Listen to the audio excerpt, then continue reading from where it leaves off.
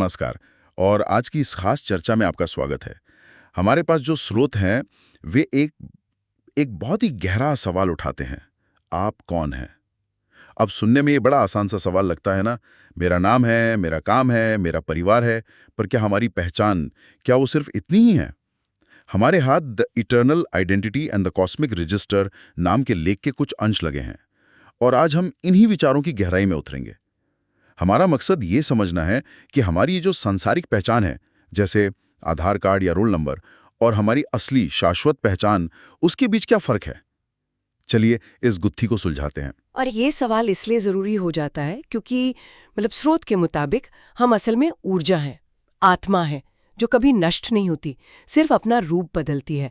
अगर ये सच है तो हमारा नाम और पद तो वो तो सिर्फ इस एक शरीर के लिए हैं। एक अस्थाई लेबल की तरह। बिल्कुल, एक लेबल की तरह। उस लेबल के पीछे की असली चीज़ क्या है, मुझे लगता है यही आज की हमारी खोज का विषय है। बिल्कुल। स्रोत में इस बात को समझाने के लिए एक बड़ी दिलचस्प मिसाल दी गई है। जैसे हम किसी, मान लीजिए, दूसरे देश में घूमने जाते हैं। हाँ। तो वहां के बाजार में चलाने के लिए हमें वहां की करेंसी चाहिए होती है। हाँ, बिल्कुल। भारतीय रुपया अमेरिका में नहीं चलेगा और डॉलर यहां नहीं। तो स्रोत सवाल पूछता है कि इस शरीर के बाद की जो यात्रा है, उस दुनिया में चलने वाली करेंसी कौन सी है? ये एक बहुत शक्तिशाली सवाल है। स्रोत के अनुसार उस दुनिया में हमारी सांसारिक उपलब्धियां, डिग्री, पैसा, पद, ये सब किसी काम की नहीं है। हाँ, किसी काम की नहीं है।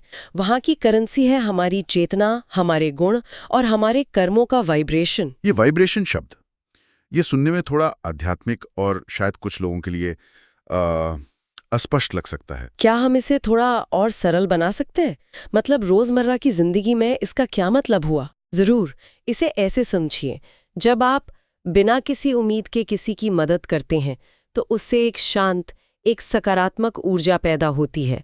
और जब आप गुस्से, ईर्ष्या या स्वार्थ से कोई काम करते हैं तो उससे एक बेचैन, एक नकारात्मक ऊर्जा। अच्छा। यही ऊर्जा का पैटर्न, यही वाइब्रेशन हमारी असली आध्यात्मिक संपत्ति है, जो हमारे, कह सकते हैं कि आध्यात्मिक खाते में जमा होती रहती है। ये कोई रहस्यमयी चीज नहीं है। ये हमारे हर इरादे और हर काम का सीधा नतीजा है। हमारे हर छोटे बड़े काम, यहाँ तक कि हमारे विचार भी, वो एक तरह के आध्यात्मिक लेन देन है। हम या तो अपनी शाश्वत करेंसी बढ़ा रहे हैं या घटा रहे हैं। बिल्कुल। ये तो पूरी जिंदगी को देखने का नजरिया ही बदल देता है। हर पल एक चुनाव बन जाता है। आपने सही पकड़ा। दुनिया के नंबर, वेतन, उम्र, स्कोर, ये सब यहीं रह जाते हैं। ये भौतिक दुनिया के लेन देन के लिए हैं, आध्यात्मिक यात्रा के लिए नहीं। उस यात्रा के लिए जो पूंजी हम जमा करते हैं वो हमारे कर्मों और हमारी विकसित चेतना से बनती है। और इस करेंसी की खास बात यह है कि इसे कोई चुरा नहीं सकता और ये कभी खत्म नहीं होती। इसी से जुड़ी एक और बात जो मुझे बहुत दिलचस्प लगी, वो ये है कि मानव जन्म को बहुत खास माना गया है। स्रोत कहता है कि ये कोई संयोग नहीं है, बल्कि कई योनियों में ट्रेनिंग लेने के बाद मिला एक मौका है। हाँ। जैसे लोमड़ी की चालाकी, चीते की फुर्ती, बगले का धैर्य। हाँ। ये सब गुण लेकर इंसान बनता है। हाँ। और ये विचार हमें अपनी प्रवृत्तियों को, उन्हें समझने का एक नया फ्रेमवर्क देता है। स्रोत इसे एक अंतिम परीक्षा की तरह देखता है। चूंकि मनुष्य बाकी सभी योनियों पर राज करता है और सबसे उन्नत प्राणी है, तो उसकी जिम्मेदारी भी है। हाँ, उसकी जिम्मेदारी और परीक्षा भी सबसे कठिन होती है। लेकिन यहाँ एक सवाल उठता है, अगर हमारे अंदर लोमड़ी की चालाकी या शेर का गुस्सा जैसे जानवरों वाले गुण हैं, तो क्या हमें उन्हें दबाना चाहिए? क्या आध्यात्मिक होने का मतलब इन सब रॉ इंस्टिंक्ट्स को खत्म कर देना है? ये बहुत अच्छा सवाल है। स्रोत के मुताबिक इन्हें दबाना नहीं, बल्कि प्यूरिफाई करना है, शुद्ध करना है। शुद्ध करना। हाँ, उन्हें सही दिशा देनी है। लोमड़ी की चालाकी जब सिर्फ अपने स्वार्थ के लिए इस्तेमाल हो तो वो धूर्तता है, लेकिन जब वही चालाकी किसी की भलाई या किसी मुश्किल समस्या को सुलझाने के लिए इस्तेमाल हो तो वो बुद्धिमानी बन जाती है। अच्छा। चीते की फुर्ती और आक्रामकता जब किसी को नुकसान पहुंचाने के लिए हो तो वो हिंसा है, लेकिन जब वही ऊर्जा किसी निर्दोष की रक्षा करने में लगे तो वो साहस बन जाती है। यही मानव जन्म की परीक्षा है, जानवरों वाले रॉ इंस्टिंक्ट्स को एक ऊंची चेतना में बदलना। तो ये एक तरह का ट्रांसफॉर्मेशन है। ऊर्जा वही है, बस उसका इस्तेमाल बदल गया। बिल्कुल। धैर्य का गुण अगर सिर्फ शिकार के इंतजार में है तो वो जानवर का गुण है, लेकिन अगर वही धैर्य किसी मुश्किल रिश्ते को संभालने या किसी बड़े लक्ष्य के लिए मेहनत करने में लगे तो वो मानवीय गुण बन जाता है। आपने एकदम सही समझा। उन सभी गुणों का, चालाकी, फुर्ती, धैर्य, इनका सही इस्तेमाल करना ही तो परीक्षा है। क्या हम इन गुणों का इस्तेमाल सिर्फ अपने स्वार्थ के लिए करते हैं या किसी बड़े उद्देश्य के लिए? यही मानव जन्म का इम्तिहान है। और अगर ये एक परीक्षा है तो इसमें पास फेल भी होता होगा। हाँ, यहीं पर स्रोत वो माली वाला उदाहरण देता है जो मुझे बहुत पसंद आया, कि ईश्वर एक माली की तरह है जो कई पौधे लगाता है, सबको बराबर खाद पानी धूप हवा देता है। जो खाद पानी लेकर बढ़ जाते हैं वे अगली अच्छी अवस्था में पहुंच जाते हैं, और जो नहीं बढ़ते उन्हें सुखाकर वापस मिट्टी में मिला दिया जाता है, यानी पुनर्जन्म का चक्र है जहां विकास ही आगे बढ़ने का एकमात्र रास्ता है। इसे सजा की तरह नहीं बल्कि एक और मौके की तरह देखना चाहिए। लेकिन माली तो सबको बराबर खाद पानी दे रहा है, तो फिर कोई पौधा क्यों बढ़ता है और कोई क्यों सूख जाता है? क्या ये उस पौधे की अपनी जिम्मेदारी है? स्रोत इसी तरफ इशारा करता है। खाद पानी मतलब अवसर, ज्ञान और ऊर्जा, वो सबको मिलते हैं, लेकिन उसे सोख कर बढ़ने का चुनाव उस आत्मा का अपना होता है। अच्छा, तो फ्री विल का रोल है? बिल्कुल। ये दिखाता है कि इस व्यवस्था में फ्री विल या इच्छा शक्ति का बहुत बड़ा रोल है। माली आपको बढ़ने का हर मौका देगा, लेकिन बढ़ना आपको खुद है। स्रोत में एक और बात कही गई है कि जो पौधे बिल्कुल ही सड़ जाते हैं, जिनसे कोई उम्मीद नहीं बचती, उन्हें नष्ट कर दिया जाता है। नष्ट कर दिया जाता। हाँ, ये शायद उन आत्माओं के लिए जो विकास की संभावना को पूरी तरह खो देती हैं। ये दिखाता है कि इस व्यवस्था में ठहराव की कोई जगह नहीं है, सिर्फ प्रगति या फिर से शुरुआत का विकल्प है। तो ये एक बहुत बड़ी, बहुत जटिल व्यवस्था है। इतने जन्म, इतनी योनियां, विकास की प्रक्रिया, इच्छा शक्ति का रोल, तो जाहिर है कोई तो होगा जो इस सब का हिसाब रख रहा होगा। हाँ, क्या हमारा हर कर्म, हर जन्म कहीं दर्ज हो रहा है? यहीं पर स्रोत कॉस्मिक रजिस्टर का जिक्र करता है, जो मेरे हिसाब से इस लेख का सबसे रोमांचक हिस्सा है। बिल्कुल। स्रोत में आत्मा के नजरिए से कहा गया है, मैं जब भी मानव योनि में आती हूँ तो ये संसार मुझे डेटा में बदल देता है। हमारा आधार नंबर, हमारा रोल नंबर, हमारी पहचान बन जाता है। ये बात तो आज के डिजिटल युग में और भी ज्यादा सच लगती है ना? हम सब बस एक डेटा पॉइंट बनकर रह गए हैं। हमारी पहचान हमारे सोशल मीडिया प्रोफाइल्स, हमारे क्रेडिट स्कोर से तय होती है। लाइडी। स्रोत के मुताबिक ईश्वर एक महाप्रोग्रामर की तरह है जो करोड़ों योनियों के बाद भी हमारी चेतना के डिजिटल सिग्नेचर को पहचान लेता है। Digital signature? हाँ, ये डिजिटल सिग्नेचर हमारे कर्मों, विचारों और भावनाओं का एक अनूठा पैटर्न है। ये हमारे सांसारिक नाम या नंबर की तरह नहीं है जिसे बदला जा सके। यह हमारी आत्मा का, कह सकते हैं कि असली फिंगरप्रिंट है। ये फोल्डर वाली बात तो कमाल की है कि कॉस्मिक व्यवस्था में हमारी इटर्नल आईडी के नाम से एक फोल्डर है और हमारे हर जन्म की एक अलग फाइल उसी फोल्डर में डाल दी जाती है। हाँ, मतलब हमारा कोई भी अनुभव, कोई भी सीखा हुआ सबक, कोई भी कर्म खोता नहीं है। सब कुछ एक जगह संचित हो रहा है। सही कहा। वो सब डेटा कहीं जा नहीं रहा। लेकिन यहाँ मेरे मन में एक बड़ा सवाल उठता है, अगर हमारे सारे पिछले जन्मों की फाइलें एक ही फोल्डर में हैं, तो हमें वो याद क्यों नहीं रहती?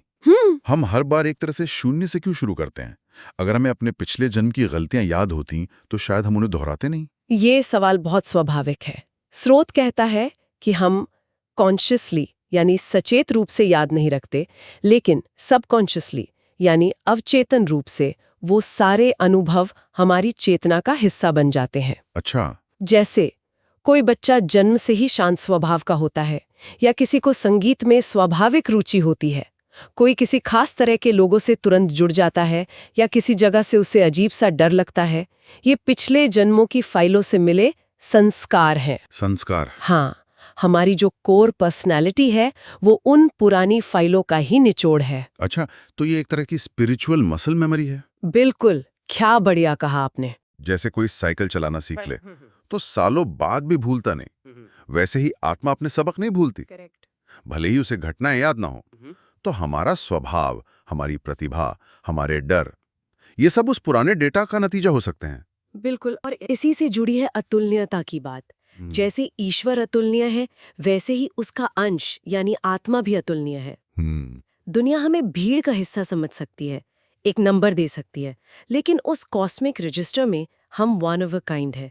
हमारी यात्रा, हमारे अनुभव, हमारी चेतना का विकास, ये सब मिलकर हमें अद्वितीय बनाता है। कोई दो आत्माएं एक जैसी नहीं हो सकती, क्योंकि उनकी यात्राएं और उनके सीखे हुए सबक अलग-अलग रहे हैं। ये सोचना ही कितना कितना सुकून देता है। इस दुनिया में जहां हर कोई एक दूसरे से तुलना कर रहा है, जहां हमें लगातार बताया जाता है कि हम किसी से कम हैं या ज्यादा, वहां ये विचार कि एक बड़ी व्यवस्था में हम सब अपने आप में यूनिक हैं, ये बहुत शक्तिशाली है। हाँ, ये हमें तुलना के बोझ से मुक्त करता है। आपकी यात्रा आपकी है, वो किसी और से बेहतर या बदतर नहीं हो सकती, वो बस अलग है। और ये सारी बातें हमें लेख के अंतिम और शायद सबसे गहरे हिस्से पर लाती हैं। लेख के अंत में कहा गया है, दुनिया आपको आपके नंबरों से जानती है, कितनी उम्र, कितना वेतन, कितना स्कोर। लेकिन याद रहे, आप वो नहीं हैं जिसे गिनती किया जा सके। ये पंक्ति मुझे बहुत देर तक सोचने पर मजबूर करती रही। हम अपनी पूरी जिंदगी इन्हीं गिनतियों के पीछे भागते रहते हैं। इसका असल मतलब ये है कि हमारी असली कीमत उन चीजों में नहीं है जिन्हें मापा जा सकता है। हमारी पहचान वो है जिसे सिर्फ महसूस किया जा सकता है।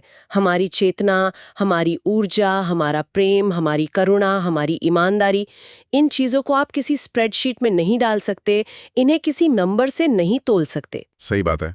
और स्रोत के अनुसार यही वो चीजें हैं जो असल में मायने रखती हैं, जो हमारी असली शाश्वत पहचान बनाती हैं। तो इसका मतलब जब हम इस शरीर को छोड़ेंगे तो आधार कार्ड तो यहीं रह जाएगा, बिल्कुल हमारी डिग्रियां, हमारे बैंक बैलेंस के नंबर, सब यहीं रह जाएंगे। बिल्कुल। पर हमारी वो दिव्य पहचान, वो ऊर्जा, वो चेतना, हमारी करुणा का वाइब्रेशन, हमारे साहस के कर्म, वो सब हमारे साथ जाएंगे। हाँ, वो हमारी असली बैलेंस शीट है। बिल्कुल।